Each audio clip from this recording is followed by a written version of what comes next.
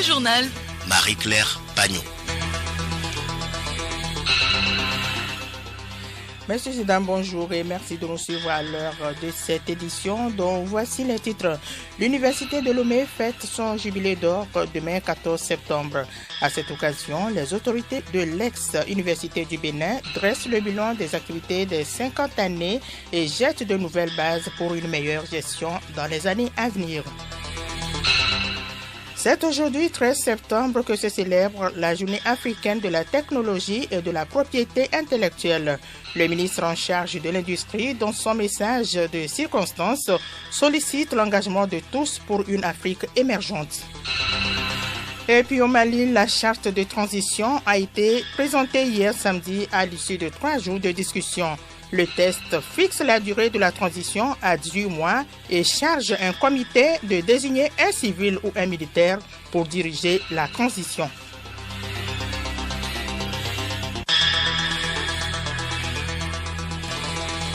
radiolomé.tg. Une fois encore, salut.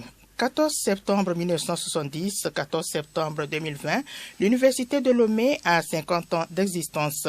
C'est l'occasion pour les autorités de l'ex-Université du Bénin, devenue Université de Lomé, de faire le bilan des activités afin de jeter de nouvelles bases pour une meilleure gestion dans les années à venir.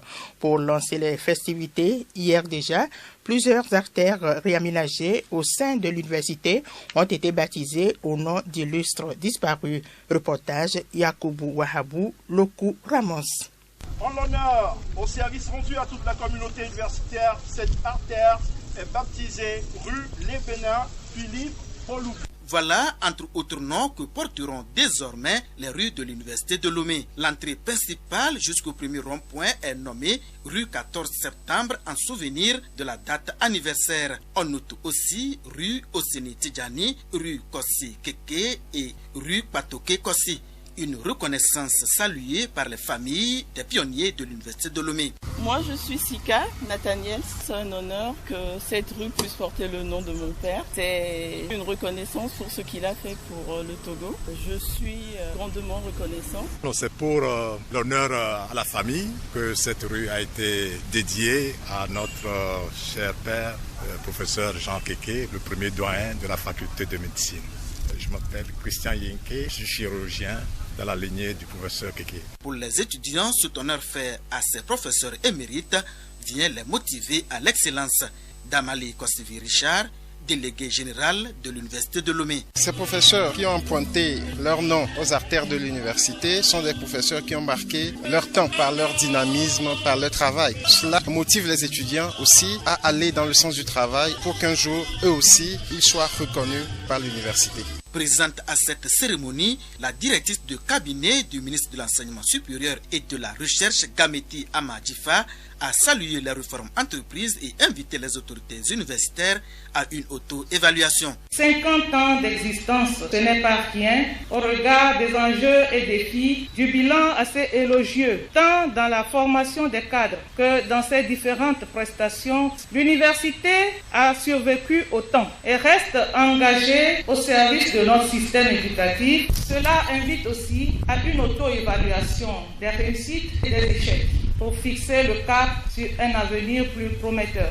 Pour la deuxième vice-présidente de l'Université de Lomé, les défis restent énormes. Néanmoins, les hommes et les femmes qui ont fait la fierté du pays doivent être honorés. Nous avons honoré les anciens de l'université, ceux qui ont bâti ce complexe et ceux-là qui nous ont formés. Nous avons baptisé les principales rues déjà aménagées. Il y a énormément de défis. Le premier, c'est comment faire pour pouvoir répondre davantage aux attentes de la nation. L'autre défi, c'est les moyens pour que nous puissions arriver donc à remplir notre mission. Aussi, pouvoir nous restructurer, c'est notre défi pour nous mettre à la hauteur de toutes les universités du monde entier. Les inaugurations ont concerné la scène Bella-Bello couverte, la retenue d'eau de l'Université de Lomé ainsi que la direction des affaires académiques et scolaires. Merci à toi, Loco Ramos. Une autre célébration, aujourd'hui 13 septembre, c'est la journée africaine de la technologie et de la propriété intellectuelle. Cette année, cette célébration se fait dans un contexte marqué par la pandémie liée au Covid-19. Il sera donc question, à travers le thème « Le rôle des offices de propriété intellectuelle en Afrique dans le contexte de Covid-19 », de sensibiliser le public sur le rôle majeur que peuvent jouer la propriété intellectuelle et les offices qui en font la promotion dans une situation de crise sanitaire. Dans un message à la veille de cette célébration, le ministre en charge de l'industrie invite chacun à jouer pleinement son rôle. Alice Berthe Barandao. Encourager la créativité africaine, c'est l'objectif de la journée de la propriété intellectuelle célébrée chaque 13 septembre. L'édition 2020 étant marquée par la pandémie du coronavirus, les différents acteurs sont invités à tout mettre en œuvre pour relever ce défi sanitaire. Kojo Adedje, ministre en charge de l'industrie. Cette pandémie qui menace gravement l'avenir de l'humanité impose la recherche rapide de solutions à la fois médicales et technologiques pour l'endiguer, voire l'éradiquer. Par ailleurs, les offices de propriété intellectuelle peuvent également accompagner les États dans la mise en œuvre des flexibilités de l'accord de l'Organisation mondiale du commerce OMC pour l'accès aux médicaments essentiels. Au Togo, le gouvernement compte sur les brevets d'invention de l'Organisation africaine de la propriété intellectuelle pour faciliter la production de certains médicaments essentiels. Retrouvons le ministre Adedje. Dans le cadre de la lutte contre la pandémie, l'OAPI a conçu une base de données de brevets d'invention et d'informations techniques qu'elle tient à la disposition de nos États pour faciliter la recherche et la production de certains produits essentiels à la lutte contre la COVID-19. L'enjeu est de taille et chaque secteur d'activité doit jouer pleinement son rôle. Les activités au programme de cette journée seront célébrées de manière symbolique. Comment respecter les libertés individuelles et collectives en période d'état d'urgence sanitaire? Les agents de la force anti-Covid-19 des régions centrales de la Kara et des Savanes étaient en formation vendredi à Kara. La rencontre a été organisée par la Commission nationale des droits de l'homme CNDH. Pierre Fintak Balamika, un confrère de Radio Kara pour le compte-rendu. Depuis l'apparition des premiers cas de Covid-19 dans notre pays, le gouvernement a pris des mesures urgentes pour épargner suffisamment les populations de ce virus mortel. Ainsi, une force spéciale anti-Covid a été créée pour faire appliquer les mesures de protection édictées par le gouvernement. Malheureusement, la force spéciale est perçue comme étant là pour remettre en cause les droits et libertés des citoyens, d'autant plus que la mise en œuvre de l'état d'urgence comporte des risques potentiels de violation des droits de l'homme. C'est dans le souci de mieux édifier les agents de la FOSAP sur leur mission que la Commission nationale des droits de l'homme CNDH a organisé cet atelier. Monsieur Narté Minsan Komla Blaise, secrétaire général de la CNDH. Il est donc question de chercher le juste équilibre pour voir comment est-ce qu'en même temps, en défendant la nécessité de sécurité, nous pouvons sauvegarder un minimum de droits pour nos participants. Éviter que les agents qui sont appelés à mettre en œuvre les mesures de restriction ainsi prises par le gouvernement puissent créer une situation de non-droit. Donc, c'est la force mixte FOSAP qui a été invitée à l'atelier de Kara, le premier d'une série d'activités que la CNDH a entreprise d'organiser dans le cadre de sa contribution à la lutte contre la propagation de la pandémie à coronavirus dans notre pays, le Togo. Il s'agit de rappeler essentiellement les principes fondamentaux qui gouvernent la gestion d'un état d'urgence sanitaire. Comment est-ce que les agents de la FOSAP, dans le cadre par exemple des restrictions liées au couvre-feu, dans le cadre de la restriction de la circulation, comment est-ce qu'ils peuvent à la fois, tout en évitant que les gens s'adonnent comme si de rien n'était aujourd'hui à leurs activités, permettre quand même que l'essentiel de leurs droits fondamentaux puisse être respecté. La présidente de la CNDH, Madame Napapolo, a fait savoir que la recherche et le maintien d'un équilibre entre la liberté des concitoyens et la sécurité de tous doit être au cœur du droit et la doctrine qui encadre l'intervention des forces de l'ordre. Pour elle, c'est bien par la garantie des droits de l'homme et du citoyen que se justifie l'institution de la force publique. Le projet Réveillons le civisme en nous a été lancé hier samedi à Lomé. Placé sous le thème « Jeter les ordures dans la rue n'est pas conforme à la loi », ce projet veut faire la promotion du civisme, plus précisément sur le maintien de la salubrité, de l'hygiène dans les différentes communes de la préfecture du Golfe. Le projet est une initiative de l'association Citoyens Actifs pour le civisme avec l'appui de l'ANASAP. Zankwe Kwame, président Citoyens Actifs pour le civisme. Nous aussi, nous avons constaté que l'incivisme prend trop de galons. À quoi assistons-nous maintenant? La disparition totale du respect. La route n'est pas respectée, nos rues ne sont pas respectées. Voilà le postulat même de ce projet. Nous allons passer dans toutes les 7 communes de la préfecture du Golfe pour sensibiliser la population sur ce phénomène. Nous jetons tout dans la rue, nous pissons dans la rue. Il y a trop de désordre alors que l'ordre est en place. La sensibilisation, la formation civique. Il faut sensibiliser. C'est ça que nous allons faire pendant 2 mois dans les communes. Appeler la population à respecter l'autorité, à respecter la rue, à respecter le voisin. La NABZAP est notre partenaire. Avec ces projections, la population voit en même temps ce qu'elle fait qui est mauvais. Pétéou Paul est le nouveau président de l'association pour l'épanouissement du chrétien.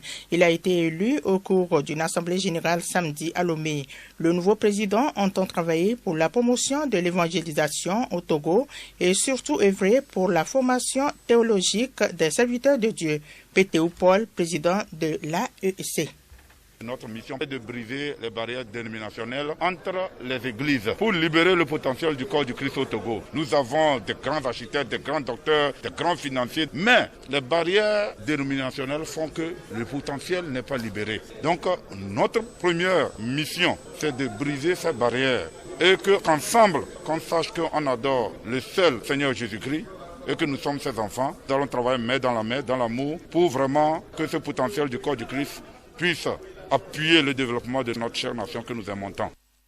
L'association entend participer au développement du pays en contribuant à la promotion de la santé publique. Situation du Covid-19 au Togo en date du 12 septembre 2020 à 19h11, 1555 cas confirmés, 329 cas actifs, 1189 personnes guéries, 37 décès. 7 des 1155 personnes testées sont positives, portant le nombre total de cas positifs à 1555. Ces 7 personnes, dont les âges sont compris entre 16 et 61 ans, se répartissent comme suit. 2 cas parmi les contacts, une femme et un homme dans la préfecture de Tandjouaré, 3 cas parmi les suspects, un homme dans la préfecture d'Aguenivé, une femme dans la préfecture de la Kosa et une femme dans la préfecture de Tandjouaré. 2 cas parmi les dépistés, un homme dans la préfecture d'Aguenivé, un homme dans la préfecture du Golfe. 23 guéris ont été enregistrés, portant le nombre total de patients guéris de Covid-19 à 1189. Le nombre de décès reste inchangé à 37. Le nombre de cas actifs est de 329. Au total, 76 637 tests de laboratoire ont été effectués sur toute l'étendue du territoire national. Nécrologie à présent, un dernier hommage a été rendu hier au ministre Aruna Batienne Pabré-Sili, décédé le 12 août à Paris. C'était au cours d'une cérémonie funèbre sur l'esplanade de la préfecture de Thônes. Était présent à cette cérémonie le chef du gouvernement, comme Islam Klassou, membre du gouvernement officiel et cadre de la région. Bodjona Bassanta Gabriel, à Top d'Apaon pour des précisions.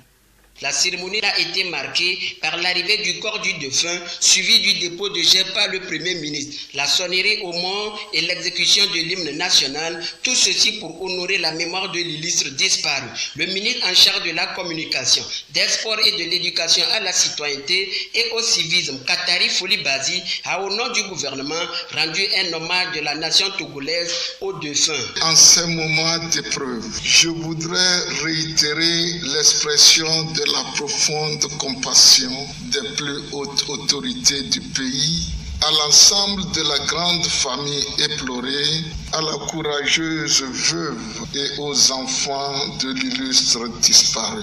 Ministre Aruna Batienne Pabré-Sili, un homme aux qualités exceptionnelles, un homme de devoir, un témoin singulier de l'histoire institutionnelle de notre pays et un haut cadre fonctionnaire d'État infatigable, fidèle et loyal. Dans son allocution, le vice-président uni Région des Savanes, Tahirou Bagbiek, retrace les qualités de l'homme. Au sein de notre grand parti Union pour la République, il a toujours servi avec foi et abnégation. Humble et souriant, il savait se faire écouter par les militants. Infatigable, travailleur et toujours disponible, le parti a toujours fait confiance au militant Kabré Sili, à qui il n'a pas hésité à confier de grandes responsabilités à des moments importants de la vie politique de notre pays. Le porte-parole de la famille, Mikali Kabré Sili, témoigne. Aujourd'hui, tes amis nous entourent et témoignent que tu étais bien plus que nous le savions. Un ami fidèle, un conseiller, un bouclier, un diplomate et une oreille attentive. Tu nous laisses le message du caractère sacré de la fraternité et de l'amitié. Décédé le 19 août dernier en France à l'âge de 66 ans, Feu Kabré Sili a été conduit à sa dernière demeure à Nadungu, son village natal, où il a été inhumé dans la stricte intimité familiale. De Dapaon, Boudjona Bassanta Gabriel pour Radio Lomé. Le journal Marie-Claire Pagnot. À l'étranger, à présent, concertation au Mali à l'issue de 3 jours de discussion. La charte de transition a été présentée hier samedi à Bamako. Le texte adopté fixe la durée de la transition à 18 mois et charge un comité formé par la junte de désigner un président civil ou militaire pour diriger la transition. Solim Lemou pour des précisions. Le texte prévoit aussi 3 organes de transition, le président et son vice-président, le Conseil national de transition regroupant 121 personnes réparties entre les forces de défense et de sécurité, le M5 coalition de l'opposition, les partis politiques, les journalistes, la société civile, les religieux, la diaspora, les jeunes et les femmes et qui aura les prérogatives d'une assemblée. Et enfin, un premier ministre à la tête d'un gouvernement de 25 membres.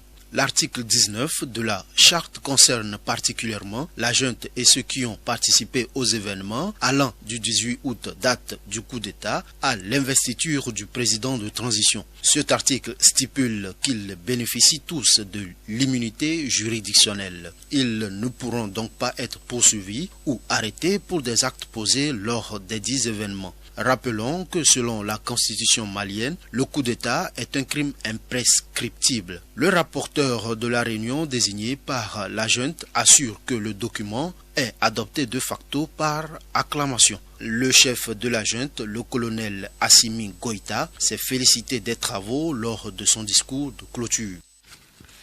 En Côte d'Ivoire, le PDCI a officiellement investi hier samedi Henri Konan Bédié, candidat à la présidentielle du 31 octobre prochain. Peut-être une sortie de crise pour la mission d'appui des Nations Unies en Libye, MANUL. Après 6 mois de désaccord entre les membres du Conseil de sécurité pour remplacer Gaston Salamé, qui a démissionné de la tête de cette mission pour raison de santé, il semblerait que les États-Unis aient donc réussi à imposer leur vision et que le poste du chef de la mission soit divisé en 2. En République démocratique du Congo, la recherche des corps se poursuit à Kamituga, dans le sud Kivu, une ville d'environ 260 000 habitants située à 160 km à l'ouest de Bukavu, où s'est produit un drame minier vendredi. Une cinquantaine de creuseurs ont disparu, dont 3 puits inondés par les eaux de pluie. Le deuil décrété par le maire de la ville se poursuit ce dimanche. Et puis, en France, près de 2 ans après les premières manifestations des Gilets jaunes, les Gilets jaunes étaient donc de retour dans la rue hier, 12 septembre, après une longue pause. Plusieurs rassemblements ont eu lieu à Paris et dans d'autres villes de France, comme Bordeaux, Marseille, Toulouse, Nantes, Lille ou encore Lyon.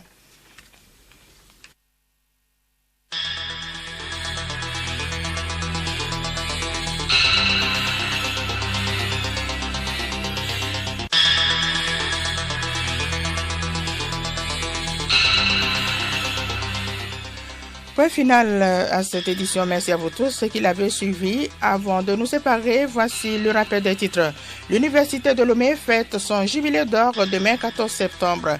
À cette occasion, les autorités de l'ex-Université du Bénin dressent le bilan des activités des 50 années et jettent de nouvelles bases pour une meilleure gestion dans les années à venir. C'est aujourd'hui, 13 septembre, que se célèbre la Journée africaine de la technologie et de la propriété intellectuelle.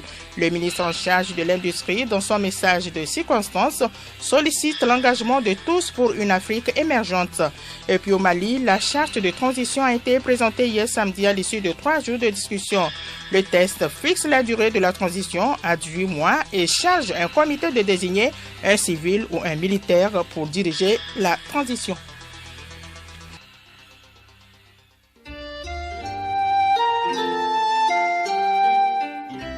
L'Australie a lancé le débat sur la nécessité pour les pays de rendre obligatoire le futur vaccin contre le coronavirus, alors que des contaminations repartent à la hausse et que les restrictions se multiplient dans le monde. Il y a toujours des exemptions à la vaccination pour des raisons médicales, mais cela devrait être la seule, a déclaré le Premier ministre australien Scott Morrison. Se faire vacciner devrait être obligatoire, a-t-il poursuivi. Devançant les critiques des mouvements anti-vaccins, M. Morrison a affirmé que les enjeux étaient trop grands pour permettre à la maladie de continuer à se propager librement. Nous parlons d'une pandémie qui a détruit l'économie mondiale et provoqué des centaines de milliers de morts dans le monde, a-t-il dit. La réaction des États-Unis ne s'est pas faite attendre. Le docteur Anthony Fauci, directeur de l'Institut américain des maladies infectieuses, a dit que les États-Unis ne rendraient pas obligatoire tout futur vaccin contre le coronavirus, ce qui n'exclut toutefois pas des obligations locales pour les enfants. On ne peut pas obliger ou tenter de forcer les gens à se vacciner.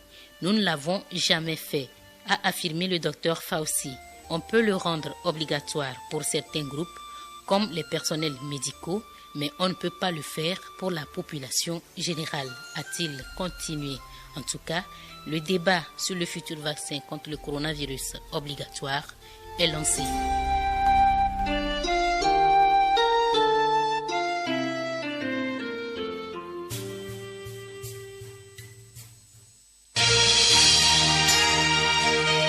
Radio Lomé, boîte postale 434, email radiolomé@radiolomé.tg. radiolomé.tg